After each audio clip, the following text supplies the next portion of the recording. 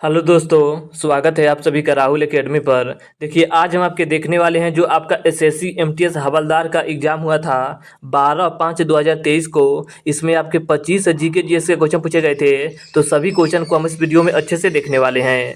देखिए, ये आपका जो एग्ज़ाम हुआ था ये आपका 9 बजे से लेकर 10:30 बजे तक हुआ था। यानी कि ये आपका फर्स्ट शिफ्ट का एग्ज़ाम था। तो आपके 25 क्वेश्चन पूछे गए थे। तो सभी क्वेश्चन को हम इस वीडियो में अच्छे से देखेंगे। देखिए, हम डेली आपके एक एक एसएससी एमटीएस का टेस्ट लगाते हैं। तो अगर आप चैनल पर नए हैं तो चैनल को सब्सक्राइब कर लीजिए ताकि आपको रोज़ एक एक टेस्ट प्राप्त हो सके। तो चलिए, ज़्यादा समय नुकसान ना करते हुए सीधे अपने क्वेश्चन आंसर पे चलते हैं। देखिए, आपका पहला क्वेश्चन दिया गया था कि किस नृत्यांगना को कला में उनके योगदान के लिए वर्ष 2021 में पद्म श्री पुरस्कार से सम्मानित किया गया था। तो इसका करेक्ट आंसर आपका हो जाएगा मंजमा जोगती को किया गया था। तो ऑप्शन नंबर 2 इसका करेक्ट आंसर आपका हो जाएगा मंजमा जोगती। देखिए, अगर आपको इसका पीडीएफ चाहिए तो नीचे टेलीग्राम का ग्रुप दिया गया है, वहाँ से ज्वाइन होकर इसका पीडीएफ आप प्राप्त कर सकते हैं। देखिए, इसके आगे आपको अगला क्वेश्चन दिया गया था कि ओजोन परत वायुमंडल की निम्नलिखित में से किस परत में पाई जाती है। तो देखिए, अगर ओजोन परत की बात की जाए तो यह आपका समताप मंडल में पाया जाता है। तो ऑप्शन नंबर 4 इसका करेक्ट आंसर आपका हो जाएगा समताप मंडल। इसके आगे आपको अगला क्वेश्चन दिया गया था कि बांदीपुर राष्ट्रीय उद्यान निम्नलिखित में से किस राज्य में स्थित है। तो इसका करेक्ट आंसर आपका हो जाएगा कर्नाटक राज्य में स्थित है आपका। अगला आपका क्वेश्चन दिया गया था कि निम्नलिखित में से किसे भारतीय क्रिकेट कंट्रोल बोर्ड द्वारा नवंबर 2022 में न्यूजीलैंड में 3 मैचों की T20 श्रृंखला के लिए कप्तान के रूप में नामित किया गया था। तो देखिए, 2022 में अगर बात की जाए तो 2022 में आपका न्यूजीलैंड के खिलाफ जो आपका मैच होने वाला था T20, इसके कप्तान आपका हार्दिक पांड्या को बनाया गया था। तो ऑप्शन नंबर 2 इसका करेक्ट आंसर आपका हो जाएगा हार्दिक पांड्या। इसके आगे आपका अगला क्वेश्चन दिया गया था कि भारत में पश्चिमी चक्रवाती विक्षोभ का प्रवेश पश्चिमी प्रवाह द्वारा किस क्षेत्र से होता है। तो इसका करेक्ट आंसर आपका हो जाएगा भूमध्य सागरीय क्षेत्र से होता है। इसके आगे आपको अगला क्वेश्चन दिया गया था कि देश में उत्पादित वस्तुओं पर लगाए गए कर डैश कहलाते हैं। तो देखिए, ये आपका जो कर होते हैं इसे आपका उत्पादन कर कहा जाता है। तो ऑप्शन नंबर ए इसका करेक्ट आंसर आपका है उत्पादन कर। अगला आपका क्वेश्चन दिया गया था कि डैश एक पंचायत के क्षेत्र में रहने वाले सभी वयस्कों की सभा होती है। तो इसका करेक्ट आंसर आपका हो जाएगा ग्राम सभा होता है। तो ऑप्शन नंबर ए इसका करेक्ट आंसर आपका हो जाएगा ग्राम सभा। अगला आपका देखिए क्वेश्चन दिया गया था कि डैश को केरल के 9 वर्ष के रूप में मनाया जाता है। तो इसका करेक्ट आंसर आपका हो जाएगा जो आपका विशु है, इसे आपका केरल में 9 वर्ष के रूप में मनाया जाता है। तो ऑप्शन नंबर 2 इसका करेक्ट आंसर आपका हो जाएगा विशु।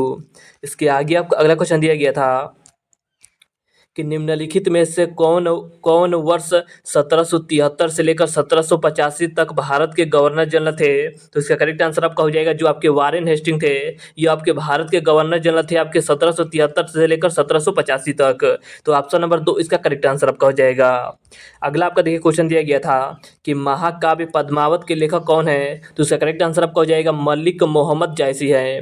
तो ऑप्शन नंबर 2 इसका करेक्ट आंसर आपका हो जाएगा मलिक मोहम्मद जायसी। अगला क्वेश्चन दिया गया था कि फातिमा शेख को डैश के रूप में व्यापक रूप से जाना जाता था। तो इसका करेक्ट आंसर आपका हो जाएगा ये आपका जो फातिमा शेख है ये आपकी भारत की पहली महिला मुस्लिम शिक्षिका है। तो ऑप्शन नंबर 3 इसका करेक्ट आंसर आपका हो जाएगा। अगला आपको क्वेश्चन दिया गया था कि वर्ष 2022 के शीतकालीन ओलंपिक के लिए क्वालिफाई होने वाला एकमात्र भारतीय कौन थे। तो इसका करेक्ट आंसर आपका हो जाएगा आरिफ मोहम्मद खान थे। तो ऑप्शन नंबर 2 इसका करेक्ट आंसर आपका हो जाएगा। देखिए, इसके आगे आपको अगला क्वेश्चन दे रहा है कि 1867 में केशव चंद्र सेन ने डैश में प्रार्थना समाज की स्थापना करने में सहायता की। तो इसका करेक्ट आंसर आपका हो जाएगा देखिए जो आपका प्रार्थना समाज है इसकी स्थापना आपके बॉम्बे में किया गया था। तो ऑप्शन नंबर 3 इसका करेक्ट आंसर आपका हो जाएगा बॉम्बे। अगला आपका देखिए क्वेश्चन दिया गया था कि निम्नलिखित में से चंद्रगुप्त द्वितीय के दरबार में 9 रत्नों में से किसने मंत्र शास्त्र लिखा था। तो इसका करेक्ट आंसर आपका हो जाएगा बेताल भट्ट के द्वारा लिखा गया था। तो ऑप्शन नंबर 4 इसका करेक्ट आंसर आपका हो जाएगा बेताल भट्ट। देखिए, इसके आगे आपको अगला क्वेश्चन दे रहा है कि पहल योजना के तहत घरेलू उपभोक्ता को एलपीजी सब्सिडी डैश द्वारा दी जाती है। तो देखिए, जो आपका एलपीजी सब्सिडी है यह आपका पेट्रोलियम एवं प्राकृतिक गैस मंत्रालय द्वारा दिया जाता है। तो ऑप्शन नंबर 3 इसका करेक्ट आंसर आपका हो जाएगा। अगला आपको क्वेश्चन दिया गया था कि जनसंख्या के घनत्व को डैश द्वारा अभिव्यक्त किया जाता है। तो इसका करेक्ट आंसर आपका हो जाएगा प्रति इकाई क्षेत्र में व्यक्तियों की संख्या के अनुसार आपका अभिव्यक्त व्यक्त किया जाता है? तो ऑप्शन नंबर 2 इसका करेक्ट आंसर आपका हो जाएगा। अगला क्वेश्चन दिया गया था कि मुगल साम्राज्य के सेनापति जय सिंह प्रथम और शिवाजी के बीच पुरंदर की संधि कब हुई थी? देखिए, पुरंदर की संधि आपका 1665 ईस्वी में हुआ था। तो ऑप्शन नंबर ए इसका करेक्ट आंसर आपका हो जाएगा 1665।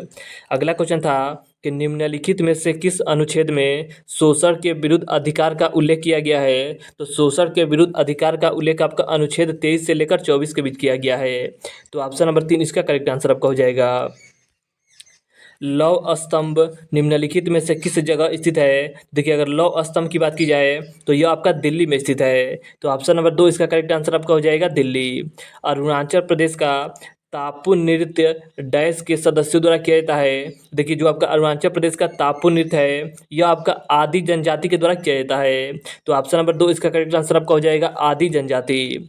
अगला क्वेश्चन था कि निम्नलिखित में से कौन सी एक अधातु है जो विभिन्न रूपों में पाई जाती है? तो इसका करेक्ट आंसर आपका हो जाएगा कार्बन आपका विभिन्न रूपों में पाया जाता है। अगला आपका देखिए क्वेश्चन दिया गया था कि फूल के अंतरम भाग को डैश कहा जाता है? तो इसका करेक्ट आंसर आपका हो जाएगा इसे आपका स्त्री केसर कहा जाता है। इसके आगे आपका अगला क्वेश्चन दिया गया था कि भारत के सर्वोच्च न्यायालय के स्थान से संबंधित प्रावधानों का उल्लेख किस अनुच्छेद में किया गया है? तो इसका करेक्ट आंसर आपका हो जाएगा अनुच्छेद 130 में किया गया है। तो ऑप्शन नंबर 4 इसका करेक्ट आंसर आपका हो जाएगा अनुच्छेद 130। अगला क्वेश्चन था कि अल्लाह रखा ने 12 साल की उम्र में महान गुरु मियाँ कादिर बख्श की सारगिदी में एक संगीत वाद्य यंत्र सीखने के लिए घर छोड़ दिया था। वह डैश के लिए एक प्रसिद्ध वादक है। देखिए, ये आपके घर छोड़ने के बाद एक आपके प्रसिद्ध वादक बने थे। इनका संबंध आपके तबला वादक से है, यानी कि ये आपके तबला के प्रसिद्ध वादक बन गए थे अपने घर छोड़ने के बाद। तो ऑप्शन नंबर 2 इसका करेक्ट आंसर आपका हो जाएगा तबला वादक। इसके आगे आप अगला क्वेश्चन दिया गया था कि भारतीय सीमाओं पर सड़कों के विकास और अनुरक्षण के लिए कौन सा संगठन जिम्मेदार है? तो इसका करेक्ट आंसर आपका हो जाएगा सीमा सड़क और आपका संगठन जिम्मेदार है। तो देखिए, आज हमने आपके 12/5/2023 के एग्ज़ाम में आपके 25 क्वेश्चन पूछे गए थे। तो उन सभी क्वेश्चन को हमने अच्छे से इस वीडियो में देखा। और अगर आपको इसका पीडीएफ चाहिए तो नीचे टेलीग्राम का ग्रुप दिया गया है, वहाँ से ज्वाइन होकर इसका पीडीएफ आप प्राप्त कर सकते हैं।